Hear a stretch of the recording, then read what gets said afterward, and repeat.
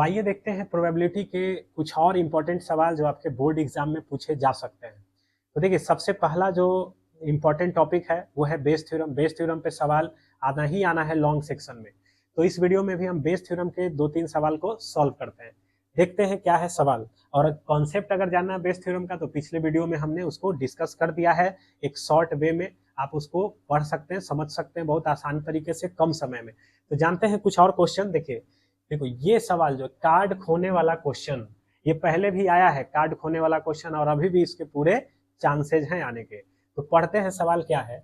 सवाल बोल रहा है कि एक card from A pack of 52 card is lost, मतलब कि 52 ताश के पत्तों में से एक कार्ड जो है वो भुतला गया। ठीक है, तो एक कार्ड जो है पहले ही आपका भूल चुका है, खो गया है। तो अब बोल रहा है कि बचे हुए कार्ड में से फ्रॉम द रिमेनिंग कार्ड, मतलब 51 कार्ड, यानी सबसे पहला प्रोसेस क्या हुआ, 52 कार्ड से एक कार्ड आपका खो जाता है। बच कितना कार्ड गया, 51। तो बचे हुए 51 कार्ड से हमने दो कार्ड निकाला, 2 कार्ड्स आर ड्रॉन। ठीक है, इससे हमने दो कार्ड को निकाला। तो पता चला कि दोनों कार्ड जो निकाले हैं ना वो डायमंड कैटेगरी का, यानी ये जो आपने कार्ड निकाला है वो दोनों का दोनों क्या है, डायमंड है। डायमंड की संख्या कार्ड में कितना होता है, 13। ठीक है, अब पूछ रहा है कितनी प्रोबेबिलिटी है कि जो खोया था ना कार्ड वो भी डायमंडे है, मतलब जो कार्ड हमारा भुतलाया है वो भी डायमंड ही कैटेगरी का है, इसकी क्या चांसेज है। तो सरासर ये बेस थ्योरम का सवाल है ना, क्योंकि दो मीडियम हो सकता है। जो कार्ड खोया है उसको लेकर के आप दो बात बोल सकते हैं। आपसे पूछ रहा है कितना चांस है कि डायमंड है, क्या कौन सा, खोया हुआ कार्ड। तो इसका पहले मैपिंग तैयार करते हैं। तो बहुत सिंपल सा बात है, दो पॉसिबिलिटीज है, खोया हुआ कार्ड या तो डायमंड होगा या तो डायमंड नहीं होगा, यानी कि इसको हम E1 बोल दिए, इसको E2 बोल दिए। E1 है खोया हुआ कार्ड डायमंड होने का, मतलब जो डायमंड कार्ड खो गया है। E2 इस बात की प्रोबेबिलिटी इवेंट की खोया हुआ कार्ड डायमंड नहीं है। इसके बाद हमको जो पता चल जाता है उसको ई बोलते हैं, जो हमको रिजल्ट का जानकारी दे देता है उसको हम क्या बोलते हैं, ई। तो खोया क्या है आपका, दो कार्ड, सॉरी दिया क्या है इसमें, दो कार्ड जो हमने बाद में निकाला वो डायमंड है। तो अब हम उसको ई बोलेंगे, ये बोलेंगे ई। ई क्या है कि मिलने वाला दो कार्ड जो है वो डायमंड है। तो वो इस मीडियम से भी संभव है, इस मीडियम से भी संभव है, क्योंकि खोया हुआ कार्ड अगर डायमंड है तो अभी भी 12 कार्ड डायमंड का बचा हुआ रहेगा। तो दो कार्ड डायमंड हम इस माध्यम से भी ला सकते हैं। अगर खोया हुआ कार्ड डायमंड नहीं है तो 13 का 13 डायमंड कार्ड सुरक्षित है, उस मीडियम से भी आपको दो डायमंड मिल सकता है। तो बस सिंपल सा बस यही कॉन्सेप्ट है। तो बेस थ्योरम में हमसे पूछ ये रहा है, निकालना यह है टू फाइंड कितनी प्रोबेबिलिटी है कि खोया हुआ कार्ड डायमंड है, यानी E1 कब, जब हमको मिलने वाला दोनों कार्ड डायमंड था तब, यानी E1 बटा ई निकालना है। तो देखिए बेस थ्योरम में हमने क्या बताया है, सबसे पहले जो भी मीडियम है उसकी प्रोबेबिलिटी आप लिख लीजिए। तो चलिए P E1 लिख लेते हैं। तो P E1 लिखेंगे, आप P E2 लिखेंगे। P E1 का मतलब हुआ कि 52 में से जो एक कार्ड खोया था वो डायमंड खोया था। तो देखिए खोया हुआ डायमंड कार्ड मतलब कि 52 में से एक कार्ड आप निकाले और आपको वो डायमंड मिल जाए, इसकी प्रोबेबिलिटी आपको लिखना है। तो डायमंड को फेवर करता है 13 कार्ड 52 में से, तो हम क्या लिखेंगे यहाँ 13/52। 13/52 का मतलब हुआ इस बात की प्रोबेबिलिटी कि आपको जो एक कार्ड गिर गया था 52 में से वो डायमंड कैटेगरी का, तो इसलिए 13/52। इसी को हम तोड़ेंगे तो 1/4। और E2 का मतलब हो गया प्रोबेबिलिटी इस बात का कि 52 में से जो एक कार्ड गिरा था वो डायमंड नहीं है। नहीं है तो आप एक में से इसको घटा दीजिए तो 3/4, है ना। या फिर ऐसे भी लिख सकते हैं कि 13 डायमंड को सपोर्ट कर रहा है तो 39 जो है वो डायमंड नहीं होने को सपोर्ट कर रहा है, तो कट के 3/4। फिर हमने क्या बोला था, ई जो है आप उसको मानिए स्पेशल इवेंट, तो आप उसको वर्ड में लिख लोगे, E is equal to event for getting 2 diamond cards. ठीक है, ऐसे आपको लिखना है। इसके बाद हमने क्या बोला था, P E1 P E2 के साथ साथ P/E1 भी निकाल लीजिएगा। ठीक है, E/E1 और P/E2। अब इसको पढ़िए जरा, इसका मतलब क्या हुआ। इसका मतलब हुआ कि हमको दो डायमंड, ई ऊपर है मतलब उसका प्रोबेबिलिटी निकालने जा रहे हैं। दो डायमंड कार्ड मिलने की प्रोबेबिलिटी जब खोया हुआ कार्ड भी डायमंड होगा तब। ये बताइए जब खोया हुआ कार्ड डायमंड है तो हमारे पास टोटल 51 कार्ड बच जाएगा, और जब खोया हुआ कार्ड डायमंड है तो अब डायमंड की संख्या 12 बचेगी।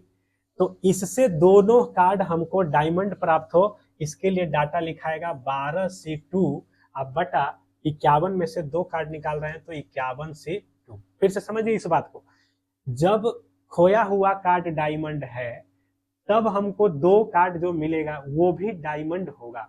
तो खोया हुआ कार्ड डायमंड है तो इसका मतलब अब आपने डायमंड कार्ड खोने का डाटा मानेंगे तो 12 ही कार्ड अब डायमंड बचेगा और टोटल 51 बचेगा। तो अब इस स्थिति में 2 कार्ड जो मिलेगा वो डायमंड हो जाएगा, इसीलिए हमने 12C2 ऊपर लिखा, नीचे 51C2। ठीक है।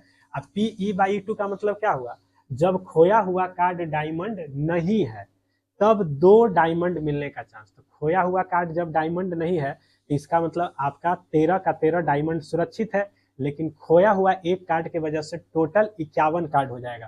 तो नीचे तो लिखाएगा 51C2, लेकिन जब आपने इस स्थिति में जब डायमंड नहीं खोया है तो 13 का 13 डायमंड सुरक्षित है, तो 13C2 ऐसे लिखेंगे।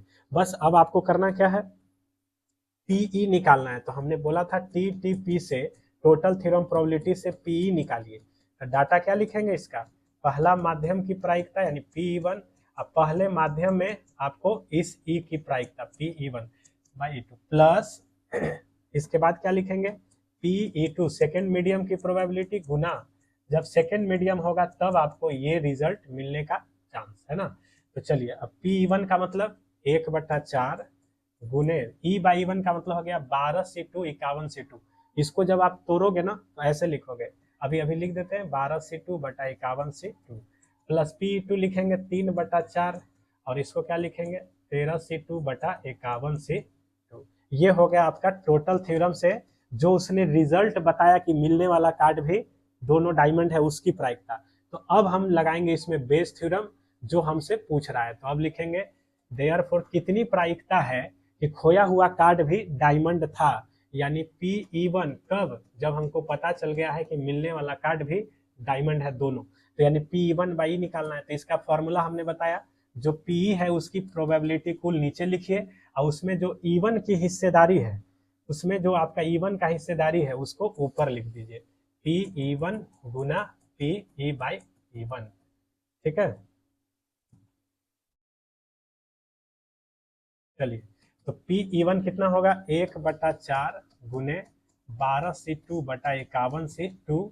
ओवरऑल नीचे जो है यही चीज आप लिख दीजिएगा, 1/4 गुने 12C2 बटा 51C2 प्लस 3/4 गुने 13C2 बटा 51C2। अब देखो, देखिए अब इसके बाद जो हमारा सॉल्यूशन होगा वो कैसे लिखाएगा, देखिए 1/4 है, ठीक है, 12C2 है, 12C2 को आप कैसे लिखेंगे, नीचे 2 रहेगा इसको 2 बार तोड़ेंगे, 12 गुने 11 बटा में 1 गुना 2, इसके लिए भी 1 गुना 2 नीचे लिखेंगे तो कट जाएगा, तो यहाँ 51 गुना 50 लिखाएगा, प्लस सेम चीज यहाँ लिखाएगा 1/4 गुने 12 गुने 11 है ना बटा 51 गुने 50 प्लस, अब देखिए 3/4 है तो 3/4 गुने 13 गुने 12 लिखाएगा, अब बटा 51 गुने 50। अब बस इसी को अब थोड़ा एलसीएम कर लिए, देखिए तो 4 इंटू 51 इंटू 50 ऊपर भी है नीचे भी वही चीज है, 4 इंटू 51 इंटू 50 वो कट जाएगा, तो सीधे बचेगा 12 गुने 11, नीचे क्या बचेगा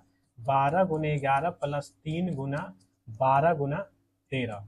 अब देखिए इसमें 12 कॉमन है, तो 12 गुने 11, इसमें 12 को कॉमन कर लीजिए तो बचेगा 11 प्लस 3 गुना 13, 12 से 12 कट जाएगा तो 11/50 इस सवाल का हो जाएगा आंसर। तो इस प्रकार से ये क्वेश्चन जो है इंपॉर्टेंट है, इसको जरूर पढ़ के जाइए इस सवाल को। देखिए ये सवाल जो है प्रोबेबिलिटी का ये भी कई बार आ चुका है, देखते हैं इस सवाल को, ये भी लॉन्ग क्वेश्चन में पूछा जा सकता है, बेस थ्योरम से रिलेटेड सवाल है ये। तो सवाल कुछ ऐसा है कि एक पर्सन जो है वो 3 आउट ऑफ 4 टाइम्स सच बोलने के लिए जाना जाता है, ठीक है, यानी कि वो 4 बार में 3 बार क्या करेगा सच बोलेगा, ऐसा उसके बारे में हमको बता दिया। अब उसने क्या किया, एक डाई को फेंका, थ्रोज ए डाई, मतलब एक डाई को फेंका और रिपोर्ट किया कि ये 6 है, मतलब डाई फेंकने के बाद उसने अपना स्टेटमेंट दिया कि 6 आया है। तो सवाल पूछ रहा है कितनी प्रोबेबिलिटी है कि डाई पे रियली में 6 आया होगा, है ना। तो देखिए इसके लिए भी क्या करना है, इसका मैपिंग पहले तैयार कीजिए। दो बात हो सकता है, कौन कौन सा दो बात? पहला बात कि डाई पे एक्चुअली 6 है, ये हमसे पूछ रहा है, तो दो ही बात हो सकता है कि डाई पे या तो 6 होगा या तो डाई पे 6 नहीं होगा। ये दो हमारा माध्यम हो गया, ठीक है। और जो हमको पता चला है उसमें, वो क्या पता चला है? पता ये चला है कि उसने रिपोर्ट किया है कि 6 है, यानी ये जो ई है वो किस बात के लिए है? वो है रिपोर्टिंग अबाउट 6, यानी उसने 6 के बारे में बोला है कि 6 आया है। तो देखिए उसका रिपोर्ट जो है वो दो तरीके से हो सकता है। जब 6 आया होगा तो भी वो रिपोर्ट कर दे कि 6 आया है, और जब 6 नहीं आया होगा तो भी वो रिपोर्ट कर दे कि 6 आया है, क्योंकि उसके झूठ बोलने के भी चांसेज हैं, ठीक है। तो कहने का मतलब क्या है कि हम यहाँ पे दो इवेंट बनाएंगे। पहला इवेंट बनाएंगे even that event for getting 6 on dice, ठीक है। E2 बनाएंगे नॉट गेटिंग 6, ठीक है। और ई जो है बनाएंगे क्या? E is equal to event बनाएंगे किस बात का? इवेंट फॉर रिपोर्टिंग अबाउट 6, यानी ई जो है इवेंट बनाएंगे 6 को रिपोर्ट करने को लेकर, ठीक है। तो देखिए दो ही इवेंट बनाना है, डाई पे 6 आया है, डाई पे 6 नहीं आया। और ई किसको बनाएंगे? इवेंट की उसने रिपोर्ट किया है कि 6 आया। तो अब हम लोग क्या करते हैं, इसके बाद हमसे पूछा क्या जा रहा है? तो हमसे पूछा जा रहा है कितनी प्रोबेबिलिटी है कि डाई पे रियली में 6 आया है, यानी E1। कब? जब वो रिपोर्ट भी कर रहा है कि 6 आया है। तो हम क्या करेंगे? E1 बाई ई निकालना है हमको। तो हम पहले डाटा कंप्लीट करते हैं। सबसे पहले P E1 और Pe2, ठीक है। तो चलिए Pe1 और Pe2 हम लोग यहाँ से निकाल लेते हैं।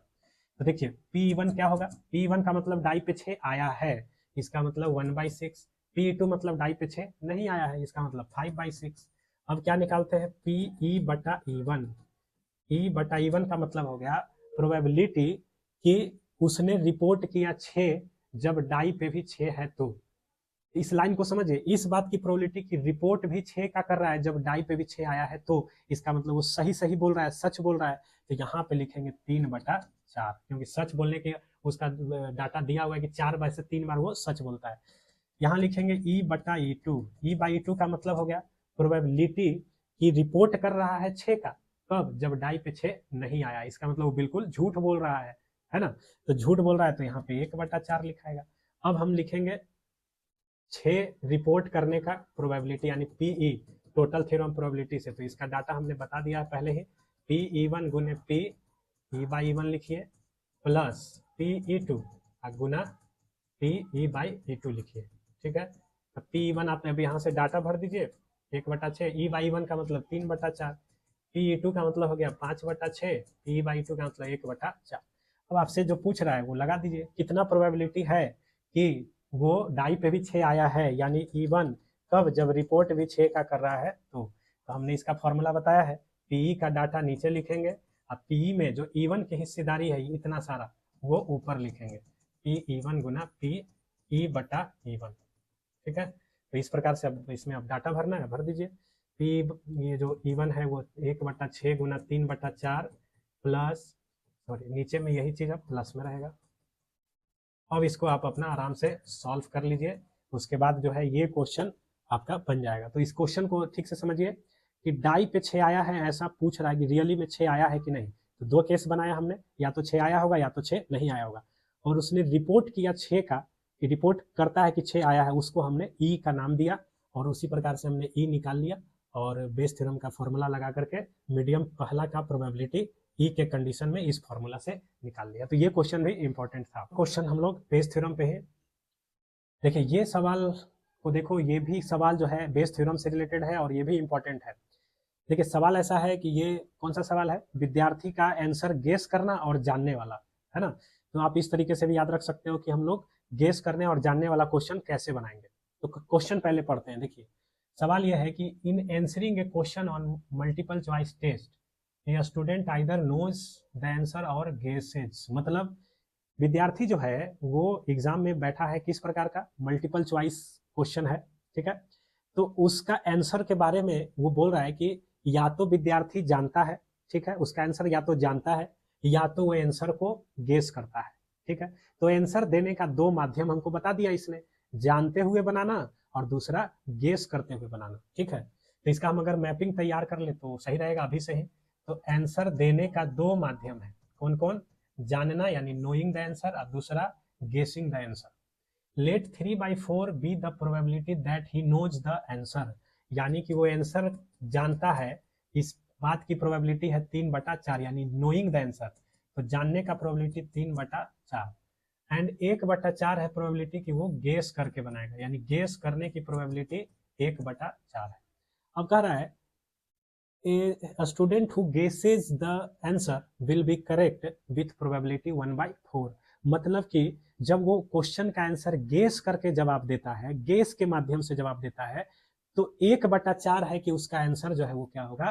करेक्ट हो जाएगा, मतलब उसका आंसर सही हो जाएगा। कब? जब वो गेस के माध्यम से जाता है, तो गेस के माध्यम से आंसर क्या हो जाएगा? करेक्ट। उसका डाटा भी 1/4 आपको दे दिया है। अब सवाल ये पूछ रहा है what is the probability that the student knows the answer given that he answered it correctly। तो सवाल ये बोल रहा है कि कितना चांस है, कितना प्रोबेबिलिटी है इस बात का कि जब उसने एक सवाल का जवाब सही सही दिया है, तो कितना प्रोबेबिलिटी है कि उस जब वो जवाब सही सही दे रहा है तो जानते हुए उस क्वेश्चन को उसने बनाया होगा। यानी कि what is the probability that a student knows the answer, यानी कि आंसर जानने की प्रोबेबिलिटी क्या है, कब? जब दिया गया उत्तर क्या है? सही है। तो अब इसको आप मैप कर लीजिए, पहले मैप कर लेंगे रफ में तो क्लियर हो जाएगा। देखिए दो मीडियम है, क्या क्या? जानते हुए बनाना, गेस करते हुए बनाना, और करेक्ट होना दोनों से जुड़ा हुआ है। मतलब अगर वो जानता है तो करेक्ट तो 100% रहेगा कि करेक्ट हो जाएगा, और गेस करता है तो भी करेक्ट हो जाएगा, उसका प्रोबेबिलिटी 1/4 दिया है। और सवाल बोल रहा है कि उसके द्वारा दिया गया उत्तर करेक्ट है, यानी इसने हमको बता दिया कि करेक्ट आंसर है, तो कितना चांस है कि वो इस मीडियम से गया होगा। तो फिर से दो मीडियम लिखेंगे, थोड़ा 2-3 लाइन बना करके लिखना ही पड़ेगा, इसमें लॉन्ग में आएगा। तो इवन पहले लिखिए, क्या लिखिएगा? इवन लिखेंगे इवेंट या घटना है, event for knowing the answer, answer जानने का प्रोबेबिलिटी। E2 मानेंगे इवेंट फॉर गेसिंग द आंसर, आंसर को गेस करने का। ठीक है, और ई किसको बोलते हैं? जो हमको बता देता है, जो स्पेशल रिजल्ट का जानकारी हमको दे देता है। तो उसने यही ना बोला कि गिवन दैट आंसर्ड करेक्टली, यानी उसके द्वारा दिया गया आंसर करेक्ट है। तो is equal to event for answered correctly, यानी सही सही जवाब दिया है, ये हमको बता दिया। तो अब हम लोग बेस थ्योरम के अनुसार हम लोग क्या करेंगे? पहले सारा डाटा लिख लेते हैं। चलिए पहले P1 बताइए। P1 का मतलब हुआ जानने का प्रोबेबिलिटी, तो सवाल में ही दिया था, सवाल का जवाब वो 3/4 है कि जानता है, तो P1 हो गया 3/4। P2 मतलब गेस करने का प्रोबेबिलिटी, यानी 1/4। अब आ जाते हैं, हम लोग बोले थे ना E/E1 निकालिएगा और E/E2 निकालिएगा। ठीक है, तो बताओ E/E1 का मतलब क्या हुआ? प्रोबेबिलिटी फॉर ई किसको माने हैं? Answered correctly. तो प्रोबेबिलिटी की आंसर जो है वो करेक्ट हो जाएगा, कब? जब वो जानता है आंसर, तब। तो लीजिए, जब वो आंसर जानवे करता है तो करेक्ट काहे नहीं होगा? 100% करेक्ट होगा। तो जब वो आंसर जानिए रहा है तो 100% चांस है कि आंसर करेक्ट, यानी यहाँ 1 लिखेंगे। Pe/2 का मतलब प्रोबेबिलिटी की आंसर सही हो जाएगा, कब? जब वो गेस करता है तब। तो गेस करके बनाता है तब सही होगा, उसका चांस कितना दिया हुआ है? सवाल में ही दे दिया था इसका मान, कि जब वो गेस करके बनाएगा तो 1/4 है सही होने का। तो E/2 1/4। अब इतना ही डाटा से अब आपको बेस थ्योरम के अनुसार क्या निकालना है? Pe पहले निकालते हैं ना, Pe का मतलब करेक्ट आंसर होने का, टोटल थ्योरम प्रोबेबिलिटी से। तो सूत्र क्या लिखते हैं इसका? Pe1 गुना Pe/E1 प्लस Pe2 गुना Pe/E2। चलिए Pe1 आपका सब डाटा अब लिखा हुआ है, लिख दीजिए 3/4 गुना 1, 1/4 गुना 1/4। अब बेस थ्योरम के अनुसार हमको क्या पूछ रहा था? कितना प्रोबेबिलिटी है कि वो जानता है आंसर, यानी Pe1 पहला माध्यम का प्रोबेबिलिटी पूछ रहा है, कब? जब आंसर उसका सही हुआ है तब। तो हम बेस थ्योरम का फॉर्मूला लगाने के लिए जानते हैं कि जो हमको Pe है उसको नीचे लिखेंगे, और इसमें जिसका हिस्सेदारी हमसे पूछ रहा है E1 का, उसका हिस्सेदारी ऊपर लिखेंगे। तो Pe1 गुना Pe/E1। तो वेरी सिंपल ये सवाल है। अब ये सवाल इस तरह का आएगा और तुम छोड़ के चले आओगे तो भाई अब क्या ही कहा जाए। इस तरह का सवाल आए तो एकदम ग्रैब कर लेना है, इसको छोड़ना ही नहीं है। ये तो बस देखो बेस थ्योरम में जितना सवाल बताया सब एक ही तरीके से बन रहा है, तो 8-10 क्वेश्चन प्रैक्टिस कर लेंगे तो छूटने का सवाल ही नहीं होता है। तो इस प्रकार से ये सारा क्वेश्चन को आप रिवाइज करके जाइए।